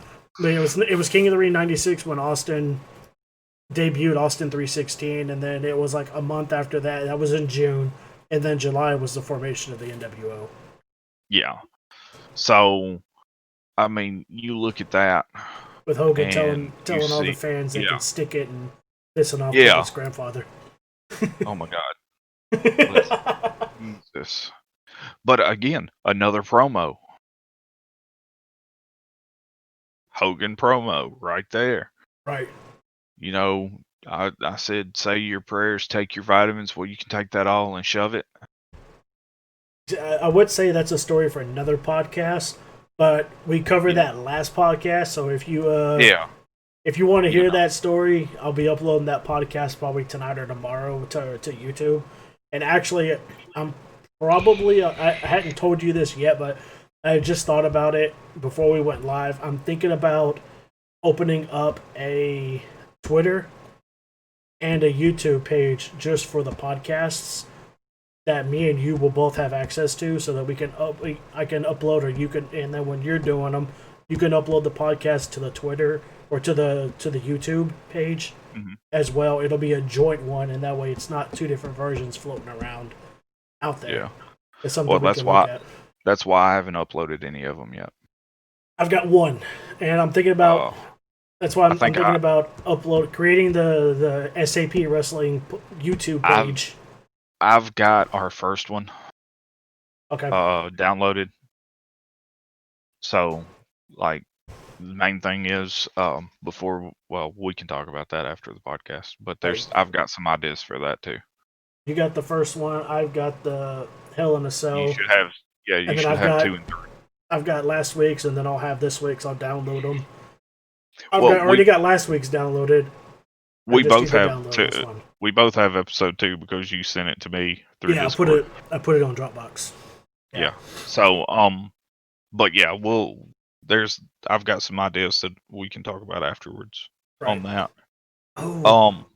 What about Hold on. I got another idea. Yep. What about possibly creating a Twitter page just for the podcast itself? I'm 100%. Not a Twitter, a Twitch page. Oh, I don't know how that would work. I don't either. I say let's just keep it the way it is right now. Yeah. Let's keep it the way it is. It's easier this way, because then we could just direct people. I'll be doing it, or Puppet will be doing it, or vice versa. Right. Which, I mean, that's some stuff that we can also look into later. Right. That one, that idea, because I like the way that sounds. I'm not sure how it would work. We'd have to figure out how that works. Right. Right. But we are approaching the 2-hour mark, so yeah. In my thing, what really makes a promo stand out is not the per se the person delivering it, but how they're talking. You can go out and you can make a big hoopla of yelling and screaming. right. But to me, like, my favorite promos, besides the Cream of the Crop promo, because let's face it, that was just all over the place and it was hilarious. Right. But like, my favorite promos are the form of like Jake the Snake, CM Punk coming out on the stage and just sitting on the stage talking, Eddie Kingston coming out and talking like he does, Dusty Rhodes. Now, okay, Dusty's probably the exception because Dusty knew when to get loud and when to get loud. Right.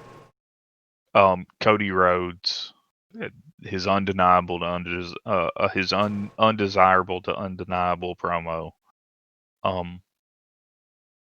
Ric Flair, like, the common key here is every one of them, when they're doing it, there's a passion there. Right. There's an element of this is who they are. This is their personality. Right.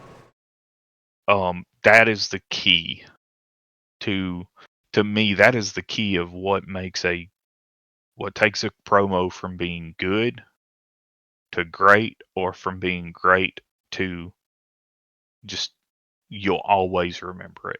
Right. Like I said, Dusty Rhodes, Hard Times. I'm holding my hand out. Take your hand and put it on the screen. I will not let you down, because you are all with me, and I am in this for all of you. Right. Ric Flair, look, I'm a Rolex wearing, diamond ring wearing, gift stealing, wheeling dealing, limousine riding, jet flying son of a gun, and I'm having a hard time holding these alligators down. That's what he was doing at that time. Like, that wasn't wrestling BS. Legitimately, that's what he was doing at that time. He was out, like, he was making bank and he was spending it. And he was all over the world. Yep, and he took his promos and everything, and he made sure that he kept that image of what his promos were. Yeah, And the same with Dusty. You know, when Dusty would get out there and he would give his promos and everything, it was a reflection of his character and who he was. Right. You know, he Stone made Cold sure was the same way. that everyone who's been great at this made sure that it was believable. Right. And I say that again because I said it earlier. I think that's the one thing wrestling misses nowadays is believability. Right. And as wrestling fans, you know, we've kind of grown accustomed to it, and we're like, I can't really believe this, but you know what? I'm gonna go with it anyway. Right.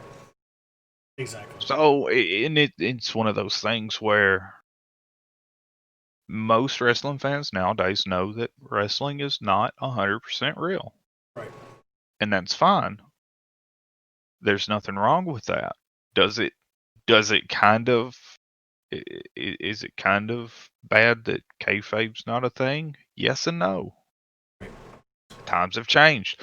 It'd be better if some things weren't as accessible to the public. But at the same time, it's a good thing that they are. Because since kayfabe kind of broke, you don't really see all of these backyard wrestling organizations. Right.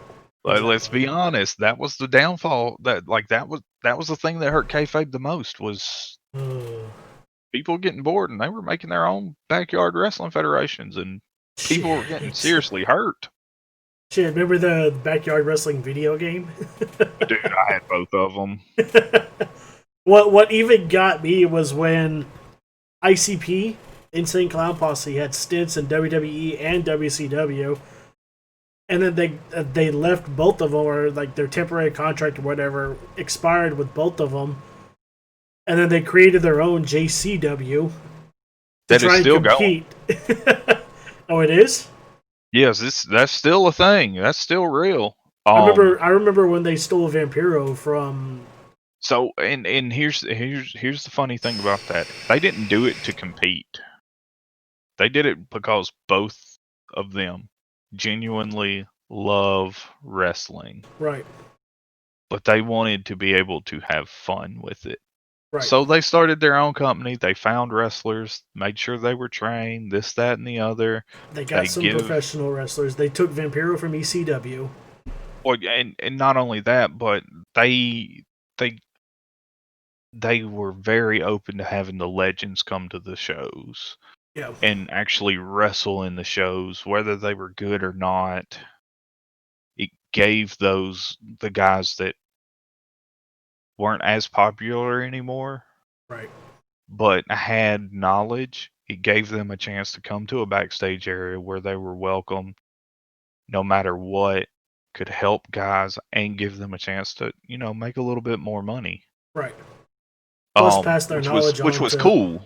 Yeah. Yeah, yeah, Plus, pass your knowledge on to up and coming athletes. People that are yeah. trying to make it in the big time, but they can't right now.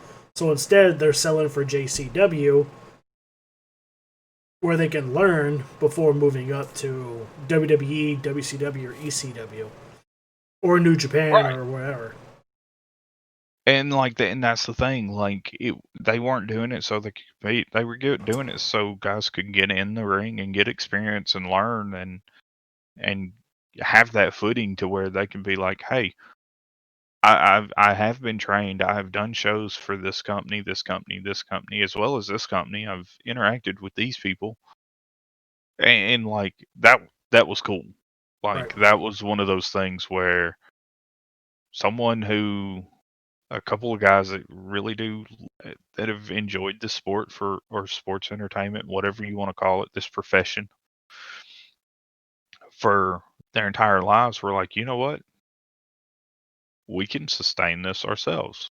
Right. Let's give people a place to go. Granted, they only hold shows roughly like 3 times a year, one of them being at the gathering. But at the same time, that's all they wanted to do with it. Right. They didn't. They So weren't expecting it. They didn't want it to go mainstream. They weren't expecting it to yeah. go mainstream. Now look, I will tell you, I've watched several of the okay, I've watched just about all of the Bloody Mania events. I'm not gonna lie, because I mean, one of them they had the main event was Sabu, Raven, and Sandman against Vampiro, Tommy Dreamer, and one of their homegrown guys, Right. and it was a triple threat hardcore heaven, or it was a 6-man hardcore heaven. Right. I'm going to see Sandman. I'm going to see Raven. I'm going to see Sabu, Tommy Dreamer, and Vampiro, and this other guy. And the other guy held his own, no Right. problems whatsoever. I watched I watched a Raven effect through a table. I watched Sandman White Russian leg sweep someone through a guardrail. Sabu jumped off something that he probably should have never climbed. Dreamer hit a Death Valley driver or Dreamer driver, whatever you want to call it. Right.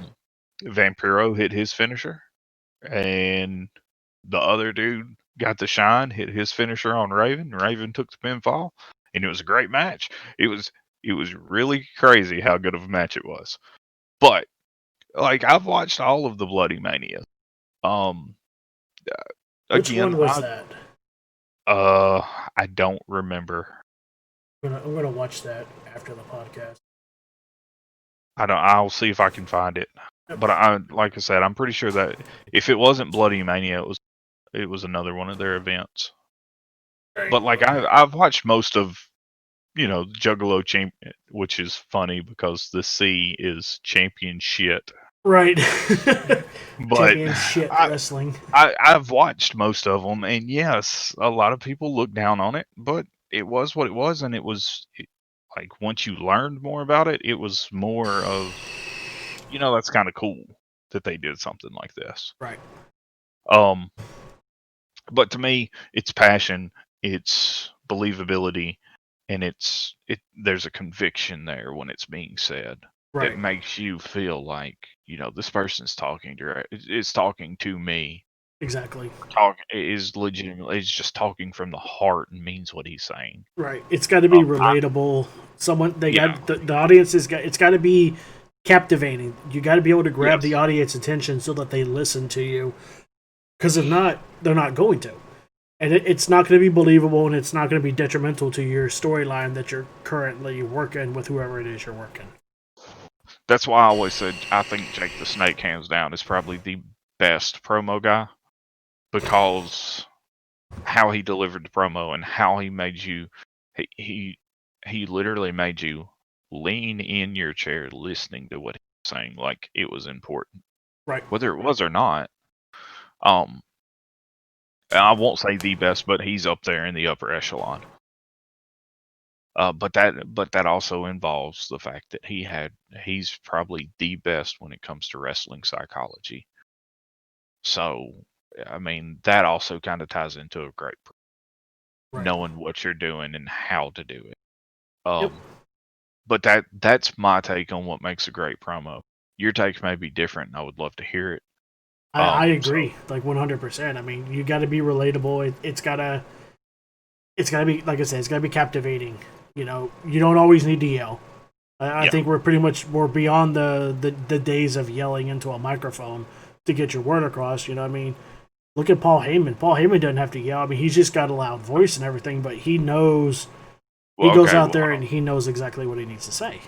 let's be honest. If Paul Heyman says Brock Lesnar without the gurgle and yell, it's not going to go over like it does when he, you know, Right. like that. That's the only time I want to hear someone being over Does he without put any. that growl when he announces Roman Reigns? No, Roman Reigns. no, but he does say it when he says reigning and defending. Right.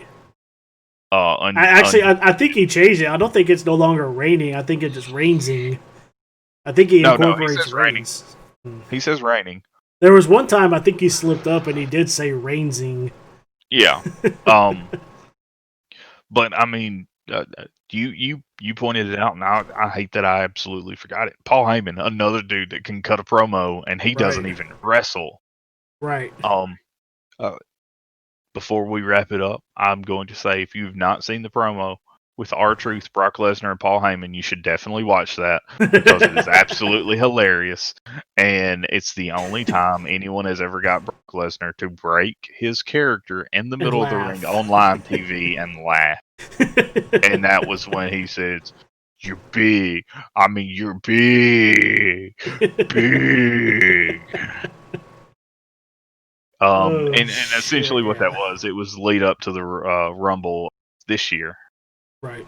and R-Truth comes out and he's going to cut the promo that he is announcing his entry into the Royal Rumble so he can eliminate, and then he goes on and like the way that he's describing the person, you would think he's talking about Brock Lesnar, and then at the very last second he goes, "That's why I'm going to eliminate you, Paul Heyman." And Heyman's just kind of standing there like, what? I'm not in the match. Like, what are you talking about, Truth? And Brock Lesnar just loses it. He leans up against the ropes, laughing, and he looks at Heyman. He goes, "Did you know about this?" And he goes, "I don't know what he's talking about right now." And then he's like, Truth, I'm not in the match. Brock Lesnar is." And then Truth looks and he goes, "In that case, let me just go ahead and be the first to say that I am declaring that I'm no longer in the Royal Rumble because I." And then he makes the statement, because let's be honest, I don't want to go to Sioux Falls City. And Heyman goes, "It's Suplex City." He goes, "Suplex, Sioux Falls, whatever. I don't want to go to either one." But like, and it was one of those things. R-Truth, again, another one who can cut a promo and amazingly, Right. no matter what the topic is. And yes, it's over the top and it's funny. It's more of a comedy promo, but it is a good promo, Right. and it makes you want to see more of him. Right. And that's the big key to what you're doing when you're cutting a promo. You want someone to either want to see more of you in a ring or want to see this match that you're in. If you're not doing that, you're not doing what you should be doing to get people to buy the pay-per-view, come to the live show, spend their money, buy your merch, whatever it is that you're doing.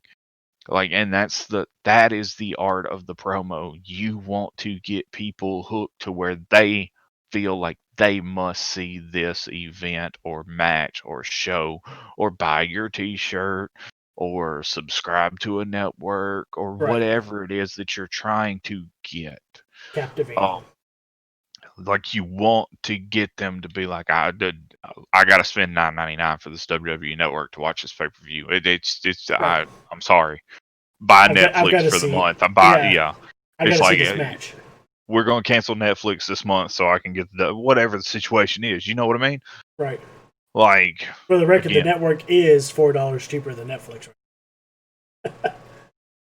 that is true, but Shameless ironically, plug: WWE Network $9.99 a month right now until they go up well, on it. I mean, in that case, I probably shouldn't plug the other network that I was going to plug. Okay, so. But if you're looking for an alternative, New Japan World is about 20 to 50 cents cheaper than the WWE Network a month. And you can see all It's kinds of. $9.49 a month. Well, no, okay, so their currency is in yen, and it is 9.99 yen, but it Yeah. ends up being like $8 and some change Nice. US. So if you want good wrestling, not saying WWE's not good because. Okay, well, here lately it's been okay. It's been Right. okay. It's subpar. There's But been the a few good benefit matches, but it's subpar. Now, the benefit that I will say about the WWE Network, you get Evolve Wrestling, you get WNN or WWN, whatever, World Wrestling World Network or whatever. Right. The two of them go together. You get ICW from Ireland. You get Progress Wrestling from the UK, as well as another. Why am I drawing a blank on it? But anyway, WXW, which is Right. Germany. Those are four or five independent companies that have really good wrestling and have people that you probably have never seen, as well as people you have seen. Um, $9.99. That's not a bad price. Right. But at the same time, you can also get High Spots Wrestling Network, or you can get Independent Wrestling TV. Independent Wrestling TV, $7.99. Any of y'all that may happen to we are open to sponsorship from anyone. Just letting you throwing that one out there. Shameless Right. plugs. We're not sponsored by any of these people. Right. But yes, it is one of those things where if you are a wrestling fan and you want to know more about places where you can see certain kind of wrestling, reach out to us. One of us is going to know the answer. Um, we're always I'm willing to talk about wrestling just about all day, every day. Um, we were having a discussion before we actually went live, or we may have been live and you may have heard it. I don't know. Most of my t-shirts are wrestling t-shirts in some form or fashion. WWE, AEW, New Japan, you name it, I got it. Right. But yes, to me, the art of a promo is when done right, you're going to want to invest your money that you're working, that you're breaking your body or busting your ass to earn. You're going to want to take some of that money and spend it on a subscription for a network or merchandise or a DVD, Right. collectible figure, whatever. I mean, look, I've got Jake the Snake Pops, Ultimate Warrior Pops, The Rock, Shawn Michaels, AJ Styles, Finn Balor. I've got two of them. A Bray Wyatt. Like, Right. those are like 10, $11 a pop. And I'm going out and buying them because these are people that I enjoyed watching either growing up in my teenage years or even now. Same with t-shirts. T-shirts are almost $20 a pop. 15 to $20 a pop. And Depending all on of what my size you t-shirts are get. wrestling t-shirts. Yeah. Like, believe it or not, I have to get an extra large. I mean, okay, I'm 6'2", so the height's kind of Right. I'm 6'2", 215, 225, depending on what day of the week it is and how much pasta I've eat. You know, I'm below. I'm shorter than you, and I finally broke out of that 300-pound mark. hey, 5'9". listen, I'm down to 296. listen. If I was at my ideal weight, the way that I want to be, I would be 285, and I would be like, ha, you know. But as you can see, there's not. If I followed the government standards or whatnot, I'd be 5'9". I'd weigh 180 pounds. And shit, it'd Yeah, be fucking stick man. look, let me tell you, 165 pounds in high school at 6'2", and you're 16, 17, well, 15, 16, 17 years old, and you're 165 pounds the entire time you're in high school at 6'2", it is not fun. People think that you're a pushover. Look, don't let the size fool you. I will put you to sleep. Right. All right, guys. On that note, thank you for sticking around for the now duly named SAP Wrestling Podcast. Yes. SAP stands for Six and Puppet. Decided to go with SAP because SAP sounds a lot better than Pass. Look, I still say we should have called it PS Body Slam Podcast. I feel like that would have been a good one too. We still can. Yeah, no, I like SAP Wrestling. So tune in next week. This Sunday on the another shameless plug on the network is Survivor Series. Survivor Series, right? Yeah. Survivor Series on the network, 11/23. So 22 on 11/23 next Monday we will be doing our Survivor Series review. So make sure you stop in to get our thoughts and opinions on Survivor Series. I've got the schedule up on stream right now for those watching this later, but anyway, I'm going to plug it anyway. Right now on 11/30 at the end of November. In 2 weeks, we're doing our entrance discussion. Other way. We're doing the entrance discussion. So I'm going to try and schedule somebody to come in. We're going to try and have a guest star for that one. And we're going to go over what wrestler entrances stings out to us. Yeah. That's why I said other way, because you're pointing off to your room. It's like, okay, like the camera's backwards on my... Right. That's like why, because I'm like, it's like, okay, is it this? And way? I forgot. So the first time I was pointing doing the thing, I was actually pointing at my iPad where I have your stream up, pointing at the schedule there, and then I'm like, oh wait, and then I'm like, everything's backwards on my end, so I'm like, yeah, that's the, and then I'm like, oh wait, no, it's this way. Right. So yeah, and then December 7th, right now it's penciled in for the Women of Wrestling discussion. We're trying to get a guest spot for that one. If we can't find somebody that we can have to come on and talk with us about the Women of Wrestling, then we may bump that one down and pull everything up. 12/14 is the Retro Review Part 2. We're going to work on getting somebody for that one as well, because we're going to go way back for this one. And like when I say way back, I'm talking like, the Hulk Hogan, Andre the Giant, Ultimate Warrior days. Puppet, I think you know who I'm talking about for this one. We gotta speak with him, see if he's cool with it. Yeah. I think our Scottish friend from across the pond. Yeah, I was gonna say PW. Yep. Okay. And then the 21st, we're scheduled in for the Four Horsemen. We're gonna discuss the Four Horsemen. 12/28 will be the last podcast of 2020. Thank God 2020 is almost over. We're going to discuss our year-end review in wrestling. We're going to give our thoughts, opinions, and the highlights that we liked from this year in wrestling. the highlights, the flops, and stuff like that. And then January 4th, 2021, for the first podcast of the year, we're going to sit down and discuss our predictions for wrestling in 2021, what we expect to happen, what we think will happen. So, Look, I will go ahead and make this statement before the end of the year gets here. When we get into the end of the year review, I'm more than likely going to say the better company for the end of the year, or for the year of 2020, is going to be AEW. yeah. I'm just going.